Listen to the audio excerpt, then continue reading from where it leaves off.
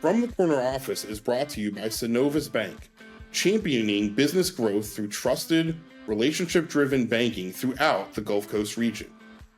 John Burpee has been in commercial real estate for several decades, brokering deals across the region. Commercial real estate is something the Business Observer covers often. That includes the deals, the trends, and the people behind the deals and the trends. We also recently launched a weekly commercial real estate newsletter called CRE Central. To read those stories and more, subscribe to the Business Observer. Go to businessobserverfl.com to sign up. Hello, and welcome to the Business Observer's From the Corner Office podcast. I'm Mark Gordon, managing editor of the Business Observer. Today's guest is John Burpee, CEO of John Burpee Associates. John, welcome, and thanks for being here. Thanks, Mark. Appreciate you having me. Excellent. We're going to get into John Burpee Associates, commercial real estate, and kind of your career and what you've done, as well as your leadership of that career. Before we get into that, let's let our audience get to know you a little bit. We're going to start with a couple of rapid fire questions, starting with, if you had a time machine, would you go back in time or into the future, and why? Back in time, and I wouldn't sell my Bitcoin for $500. Yes. Hold the Bitcoin. Hold the Bitcoin forever. I bought it when it was like $6 or something like that. My broker calls me and says, "Hey, you need to put a little bit of money in this." And all of a sudden it went to 5. I'm like, "Oh my God!" It's like it's a good amount of money. So who knew? So you were an early Bitcoin adopter. Have you gotten back into it since? I have not. I just, it was one of those things that I kind of figured it was going to have some value, and I figured it would have more value in the technical space than it would in, real world. And I did well on it, and I'm happy I did well on it, so I just move on. Yeah, that is the market for sure. If I'd have hold it, we wouldn't have been talking. So yes, that's true. That's a good point. You'd be on another podcast. Yeah, so, I'd be on a yacht somewhere. Yes, where I'd be. Yes, a different life. Yeah. All right. Well, it's loosely related because it involves technology. What, if anything, and I assume it's been something, but what have you used AI for in the last week? For life, work, both? What have you used AI or ChatGPT for? So personally, I don't use it a lot, but our company uses it a lot. My assistant uses it for executive summaries, for doing research on properties. It is a very powerful tool for digging down into the research on real estate, commercial real estate especially, and getting to find nuances with individual properties. So especially when writing like an executive summary about a property, it's decreased our, actual in-person time in half of putting together one of our marketing packages. Made it efficient. And look, you could say this about a lot of industries, but commercial real estate especially is so data rich, right? In terms of locations and zoning and plots and acreage. It's a lot of information that needs to be sorted through. Yeah. Financial income, NOI, ROI. You put together one of these models. We're working with a developer right now looking at putting together a model that basically all we'll have to do is punch in the rent roll, punch in the expense ratio, and it spits out everything for us. Yeah. What would be your dream job if you weren't doing this job you're in right now? No, that's easy. Formula One driver. I'm a big Ferrari guy, so unfortunately this season we're taking a beating. But I'm a Formula One guy. Been for many years. Been a Ferrari owner for many years. Oh wow, cool. So have you been in any like races with it? No races, strictly street car. But my wife gave me the best birthday present any man could have. She got me 50 laps in an Indy car at the Las Vegas Speedway, where you actually drive the car. So I was ecstatic by that. That must have been pretty amazing. Yeah, really cool. Awesome. All right, John, well, tell us about John Burpee Associates Commercial Real Estate, but tell us about the business and kind of what your niche is in the marketplace. Yeah, sir. So we're a boutique firm. I did own a franchise, a national franchise for about 15 years. I own the NAI Tampa Bay franchise, and NAI is a global franchisor, very large presence in the market. And we gave that franchise up and went back to being a very boutique firm after the franchise changed a little bit of their terms and everything. Think of us as a cap rate firm, and we're an investment market firm. We don't do a lot of vacant land sales. We don't do, a lot of speculation or anything along that lines. If it has income based and it has a cap rate, it's an investor type deal. That's our firm. So, we do a lot of small bay industrial deals. We do a lot of apartment deals. We have a management company as well. We manage about 1,000 plus apartment units in the market, and almost 1 million square feet of small bay industrial, about 1 million square feet of other product, yacht clubs, even stuff like that. So, and we manage FIGCAR, which is the Florida Gulfcoast Association of Commercial Realtors, and I happen to be president this year. And so, in that work, I feel like you come across and work with a lot of high level leaders, right? You have this window into their life because they're investors, so they've made some money in their careers, and so they've had some success. What have you learned about leadership in working with these clients over the years? Well, in our field, it's a need-based item. When you're talking with a CEO or you're talking with a president of a company, they're looking for a way to expand their business. And they're looking for a way that's going to benefit their business. So it's always a future type of a sale. They'll start looking 6 months, a year out. They know that they've got, and I'll give you a good example of that. We're working with a government contractor right now that just got a huge contract, and their needs are that they need to double their production facility within the next 6 months to meet this contract that's going to ramp up by the end of next year. So you're working with them to find them that space. Talking about leadership, John, how do you and your career define leadership? By example. I'm a working broker in our firm. I'm just not the owner of our firm. I am still the lead broker in our firm. I am in the office every day. My agents have my cell phone. They can call me 24/7. They can call me on weekends. Accessibility to me is a main feature of our firm. You never know when the phone is going to ring and that multi-million-dollar buyer needs something tomorrow and needs to talk to somebody today. Yeah.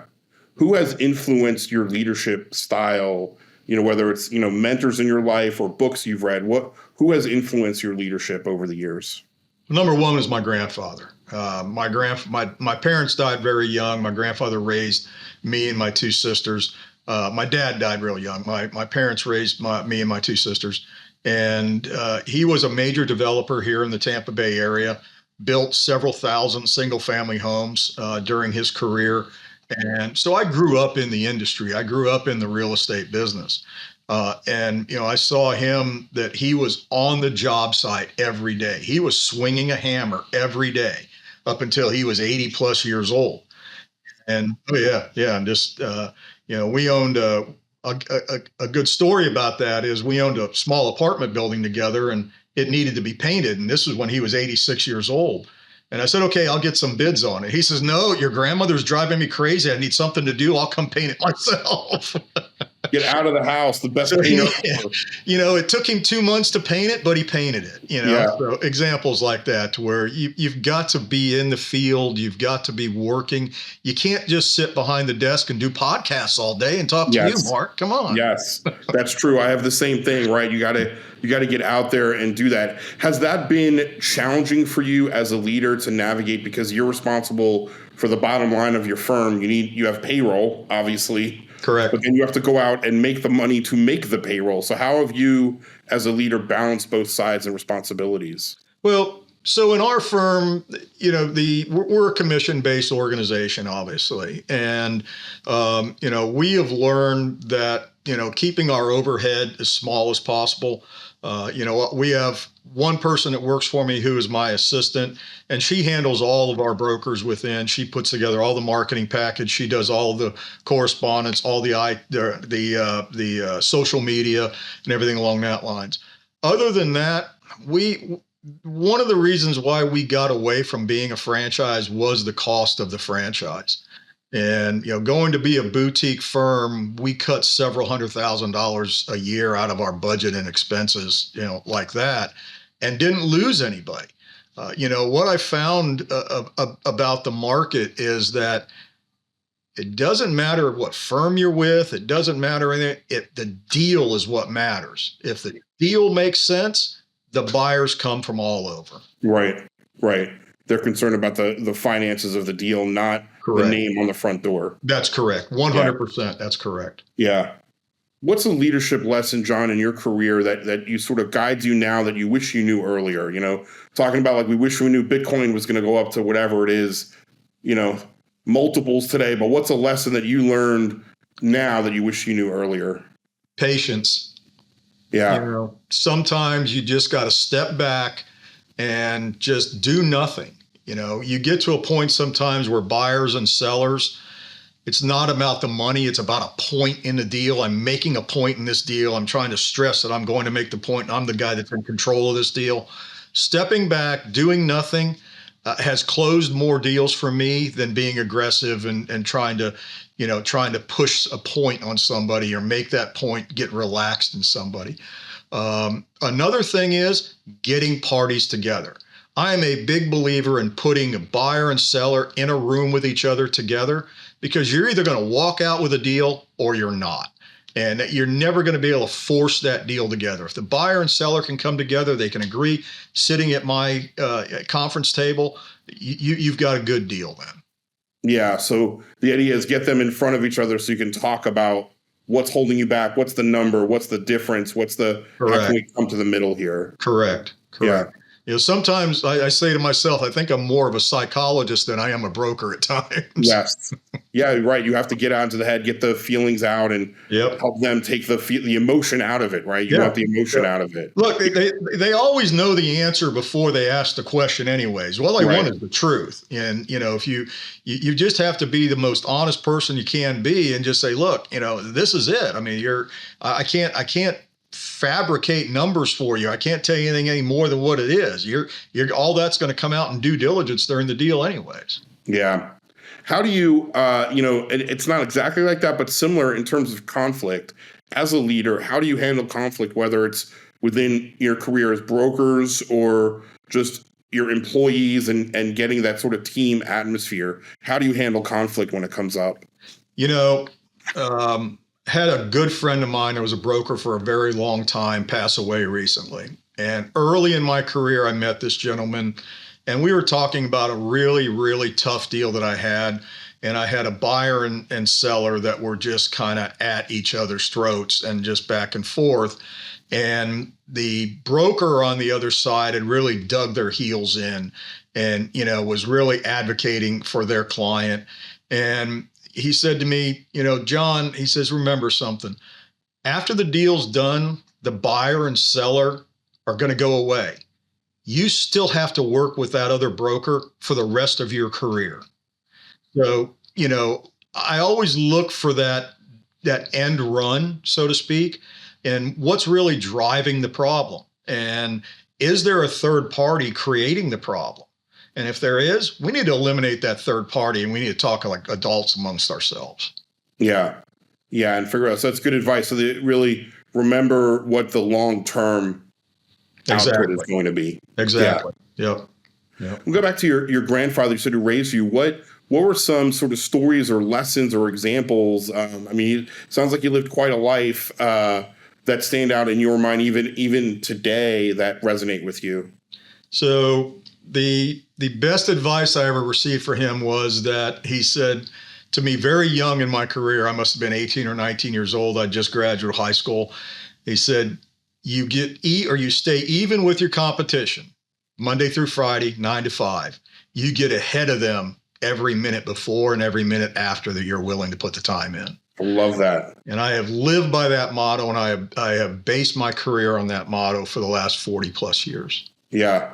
We talk a lot on this podcast about how leadership coincides with parenting, right? And I've brought up my 17-year-old son, who's a high-achieving student, but sometimes he gets in that mode. He's a student. He's still a teenager. And my wife and I often preach to him, like, if you want to be great at something, you need to put the time in. It's not 9 to 5. Nobody who is great at something is working 9 to 5. It sounds like that's what your grandfather espoused. My wife still accuses me of being a teenager, so you Yes. know, I haven't matured at all. You know? We know you like to drive fast as well. Yeah. That's a teenager thing as well. More bigger picture, what kind of legacy, John, do you want to leave as a leader at your organization and in your community? What kind of legacy do you want people to think of you as a leader? Integrity to me plays a big part in my career. I won't jeopardize one side of a deal over another side of a deal for anyone. I won't jeopardize my license for anyone. And there's been times in like everybody's career that's done this for 40 years that you're walking a razor's edge sometimes. Yeah. And, you in any business is that way. And you've got to make the decision whether or not you're going to put that foot on or that toe on the other side of that line. And I refuse to do that. We have walked away from clients that have asked us to do that in the past, and especially on our property management side as well. Old school thinking of old school individuals is still very much alive in our industry. Yeah. So, which is great. I mean, sometimes I feel like we have that in our industry as well. It's easier when there's no gray area, right? It's easier when you just know you're not going to do that. But there's, as you said, it's that fine line. It's that, well, how do we get to yes? But then if you can't get to yes, then as you said, so you've walked away from deals then that could have been lucrative or could have been important to your career because of other concerns. Yeah, absolutely. And we won't go back as well. Yeah. Yeah, excellent. John, so as we're in, getting toward the end of 2025, Tampa's obviously pretty big and growing and booming in many ways. What are you seeing in the Tampa Bay commercial real estate market going into 2026? Well, I try not to inject politics in something along these lines, but I can tell you that since November 7th, the phone has started ringing and basically has not stopped. We went from a year in 2024 that was one of the roughest in the commercial industry on a national level. And now we are in an industry that is one of the hottest cycles all over again.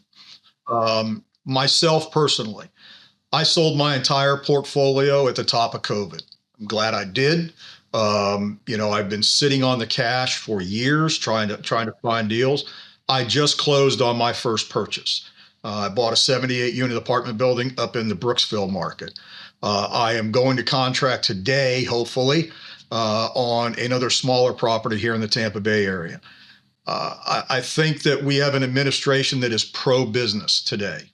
And, the Fed is lowering interest rates. They've already said we're going to see probably 2 more cuts before the end of the year. That's huge for the commercial real estate industry, and especially my side of the business where, cap rates are driven based on interest rates. Interest rates, sure. Yeah. And, I think if we can get past the political turmoil and things settle down on the tariff side of the equation, let's all pray that the Middle East peace talks stick. We could definitely see a huge rally in commercial real estate. Excellent. And one last question, John, what are you as a company and organization, what are you guys looking forward to next year? What's on the horizon for John Burpee Associates? Well, like I said, we're back on the acquisition path. So, we're looking for opportunities ourselves. We are in the process of finalizing our first open fund, to where we're going to be bringing a small fund to market, and we'll be bringing in individual investors. In the past, we've done this, but we've only done it with family and friends, close friends, and high net worth clients of the past. So we're going to be opening this fund up. We hope to raise somewhere in the neighborhood between 30 to 50 million, and look for opportunities in that fund as well.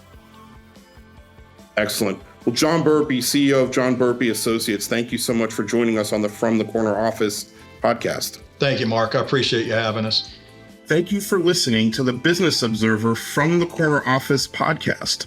I'm your host, Mark Gordon. This podcast was produced by Reed Corley of the Corley Company in Sarasota.